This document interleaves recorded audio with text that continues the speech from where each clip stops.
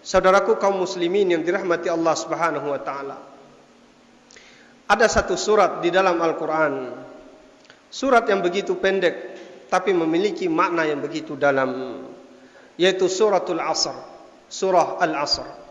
Allah taala berfirman, "Wal 'asri innal insana lafi khusr illa alladziina aamanu wa 'amilus shalihat wa tawasaw bil haqq wa tawasaw bis sabr." Wal asri, demi masa. Para ulama menyebutkan bahwasanya maksud dan tafsir dari wal asri ini adalah, yang pertama, Allah Ta'ala menyebutkan tentang waktu yang mana manusia hidup di dalamnya. Siang dan malam datang silih berganti, hari demi hari berganti, bulan demi bulan pun berganti, tahun pun ikut berganti. Hal ini memberikan kepada kita isyarat bahwasanya waktu yang di dalamnya kita hidup ini merupakan nikmat yang luar biasa, yang mana nanti di hari kiamat Allah Subhanahu wa taala akan bertanya tentang waktu ini. Nabi sallallahu alaihi wasallam bersabda, "La yazulu qadama 'abdin yaumal qiyamati hatta yus'ala an arba'." Tidak akan bergeser kedua kaki seorang hamba di hari kiamat melainkan akan ditanya tentang 4 hal. Di antara satu dari 4 yang akan ditanya oleh Allah adalah wa an umrihi fima afnah, yaitu umurnya apa yang sudah dia habiskan. Maka umur ini merupakan waktu. Al-Imam Al-Hasan Al-Basri rahimahullah, beliau menyebutkan, "Ya ibna Adam, wahai anak Adam, sesungguhnya kalian semua adalah kumpulan hari-hari. Apabila berlalu 1 hari, maka hilang pula sebagian daripada umurmu." Maka ana menasihatkan untuk ana pribadi dan antum semuanya. Nabi SAW menyebutkan, "Nikmatani magbunun fihima katsirun minan nasi as-sihhat wal faraq." Ada 2 nikmat yang mana manusia ini tertipu dengan kedua nikmat tersebut. Yang pertama nikmat sehat, kemudian yang kedua nikmat keluangan waktu. Ada banyak orang yang sehat tapi dia tidak pandai memanfaatkan kesehatannya. Ada banyak orang yang memiliki waktu yang luang tapi dia tidak pandai memanfaatkan waktunya yang kosong dan luang tersebut. Ketika dia sadar, baru dia teringat akan kewajiban dia sebagai hamba Allah. Semoga setelah aku sehat. Ketika dia sakit, dia berharap dia bisa beribadah ketika waktu sehat. Setelah Allah menyembuhkan penyakitnya, dia pun lupa akan keinginan dan cita-citanya ketika dia dalam keadaan sakit. Dia ingin beribadah, ketika dia sehat dia lupa. Ketika dia memiliki waktu yang sibuk, dia berangan-angan seandainya ada waktu yang kosong, aku akan ikut ke pengajian dan seterusnya. Ketika Allah berikan kepada dia waktu yang kosong, dia pun kembali sibuk dengan angan-angan dan kesibukannya. Ikhwati fillah rahimani rahimakumullah. Ini makna wal asri yang pertama, yaitu tentang waktu. Kemudian yang kedua, makna wal asri yang kedua yaitu salat asar. Nabi SAW menyebutkan bahwasanya di antara waktu solat yang apabila ditinggalkan dengan sengaja oleh kaum muslimin, maka ancamannya berat. Nabi SAW bersabda, "Man taraka salatal asri faqad habita amaluh." Barang siapa yang meninggalkan solat asar secara sengaja, maka akan terhapus seluruh amal solehnya sepanjang hari tersebut. Di ayat ini Allah menyebutkan tentang wal asri, demi masa, bisa juga bermakna demi waktu asar. Menunjukkan waktu asar ini, Pak, merupakan waktu yang sangat penting bagi kita semuanya. Oleh karenanya di dalam suratul Baqarah, Allah Subhanahu wa taala menyebutkan tentang seluruh waktu salat. Allah taala berfirman, "Hafizu 'alas salawati was salatil wusta wa qumu lillahi qanitin." Jagalah oleh kalian semua, wahai hamba-hambaku, seluruh waktu solat. Subuh, zuhur, asar, maghrib, isya. Kemudian Allah mengkhususkan penyebutan wassalatil wusta, yaitu salat al-wusta. Para ulama tafsir sepakat bahwasanya salatul wusta di sini adalah salat asar. Hal ini menunjukkan akan pentingnya seseorang menjaga salat asar.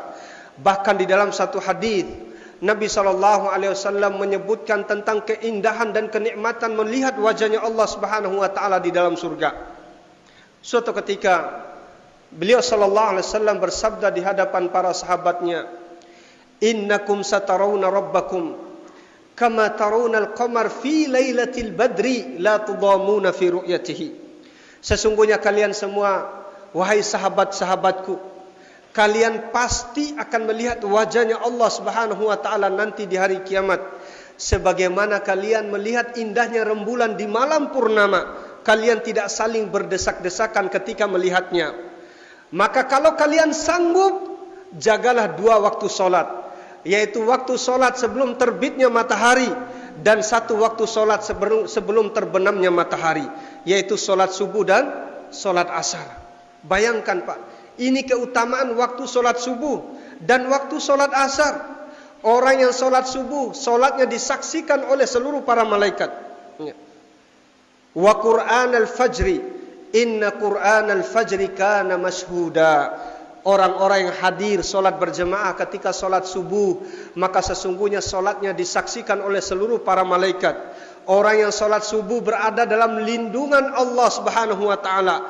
2 rakaat sebelum solat subuh lebih baik daripada dunia dan seisinya, apalagi solat subuh itu sendiri. Ikhwati fillah, kemudian di hadis ini Nabi SAW menyebutkan tentang solat asar, bahwasanya solat asar ini merupakan sebab seseorang sehingga dia bisa melihat wajahnya Allah Subhanahu wa taala nanti di hari kiamat.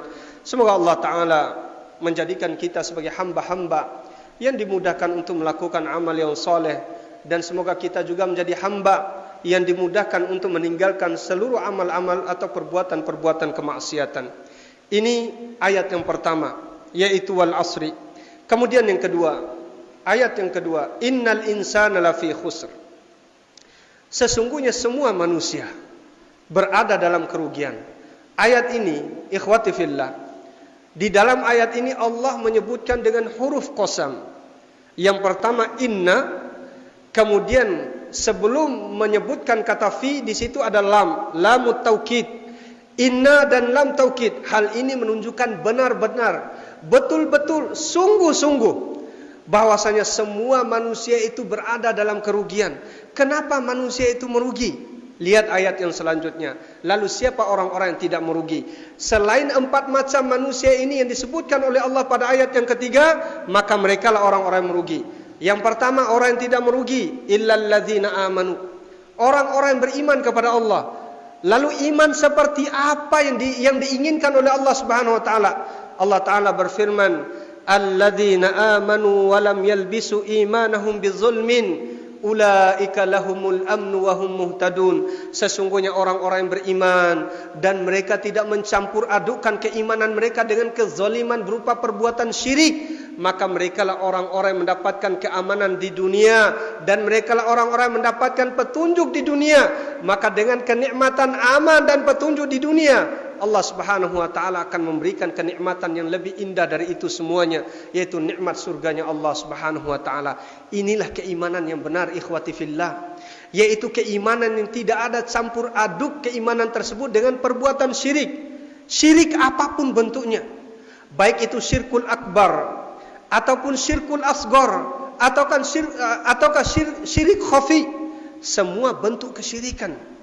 Maka ketika seseorang dia menjaga tauhidnya, ketika seseorang dia menjaga akidahnya, dia hanya mentauhidkan Allah Subhanahu wa taala, tidaklah dia meminta kecuali hanya kepada Allah, tidaklah dia berdoa kecuali hanya kepada Allah, tidaklah dia beribadah kecuali seluruh ibadahnya dia tujukan kepada Allah, maka merekalah orang-orang yang dijanjikan keberkahan oleh Allah dari atas langit dan dari dalam perut bumi. Allah taala berfirman, walau anna ahlal qura amanu wattaqau lafatahna alaihim barakatim minas sama'i wal ardi. Seandainya seluruh penduduk bumi yang ada di atas permukaan bumi ini beriman kepada Allah, dan mereka semua bertakwa kepada Allah Subhanahu wa taala, maka kami, kata Allah, benar-benar sungguh-sungguh akan membukakan atas mereka itu pintu keberkahan dari atas langit. Allah Subhanahu wa taala akan menurunkan air hujan. Doa-doa kita akan diijabah dan diterima oleh Allah. Ini adalah rahmat yang datang dari atas langit. Allah taala tidak akan mengazab kita dengan hujan batu. Allah taala tidak akan mengazab kita dengan petir. Ini rahmat dari Allah Subhanahu wa taala dari atas langit. Kemudian rahmat yang keluar dari perut bumi. Allah taala akan menyuburkan tanaman-tanaman kita. Allah Ta'ala akan mengeluarkan mata air. Allah Ta'ala tidak akan mengazab kita dengan banjir. Allah Ta'ala tidak akan mengazab kita dengan gempa bumi dan yang lain sebagainya. Ini bentuk keberkahan Allah yang keluar dari perut bumi.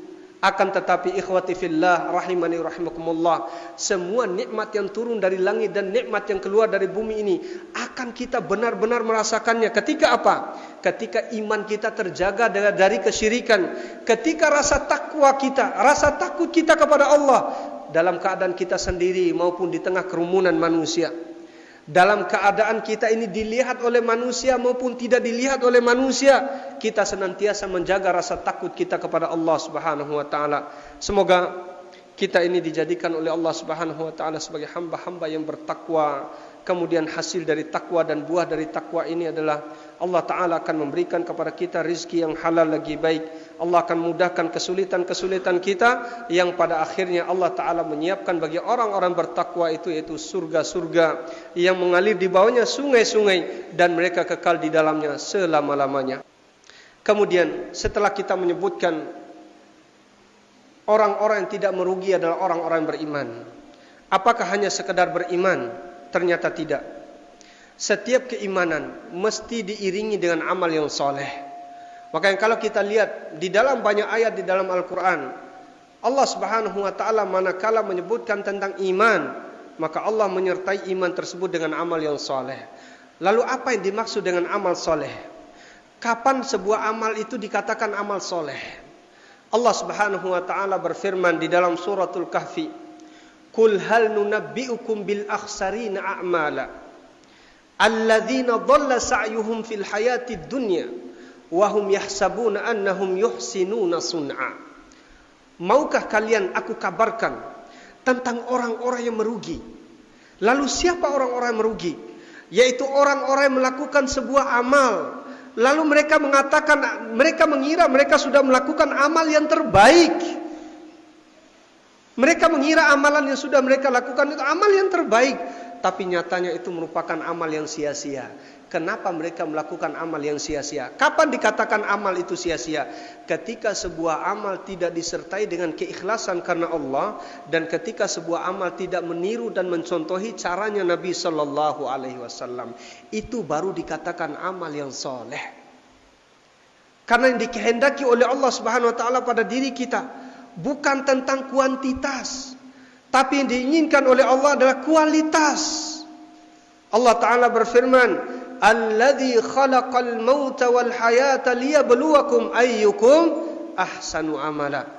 Allah yang menciptakan kehidupan, Allah pula yang menciptakan kematian untuk menguji siapa di antara kita ini yang paling baik amalnya.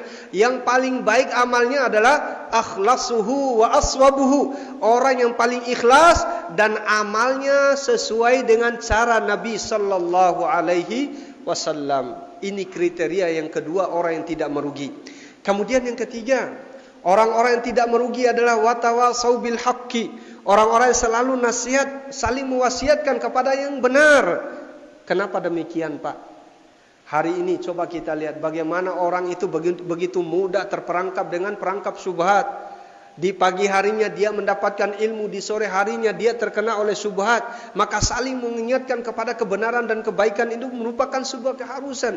Kemudian yang terakhir, watawasau bis sabr, saling mengingatkan kepada kesabaran. Kenapa demikian, Pak? Karena sesungguhnya orang yang berpegang teguh dengan kebenaran mesti harus dibarengi dengan rasa sabar. Kalau tidak ada rasa sabar, Pak, maka kita akan meninggalkan kebenaran itu. Ketika ada orang yang mencela kita, otomatis kita akan meninggalkan kebenaran itu. Ketika ada orang yang menghina kita, kita akan meninggalkan kebenaran itu. Maka mestinya setiap kebenaran yang sudah kita pahami, setiap kebenaran yang sudah kita kenali, mestinya akan ada, harus ada orang yang saling mengingatkan kepada kita semuanya untuk saling sabar, agar bagaimana supaya kita ini tetap istiqomah di atas agama Allah Subhanahu wa taala sampai kematian kita. Maka di antara pesan Allah pada kita semuanya, wahai kaum muslimin, ya ayyuhalladzina amanu taqullaha haqqa tuqatih wa la tamutunna illa wa antum muslimun. Akhir dari ayat tersebut, janganlah kalian mati melainkan mati di atas Islam. Semoga Allah mewafatkan kita di atas Islam.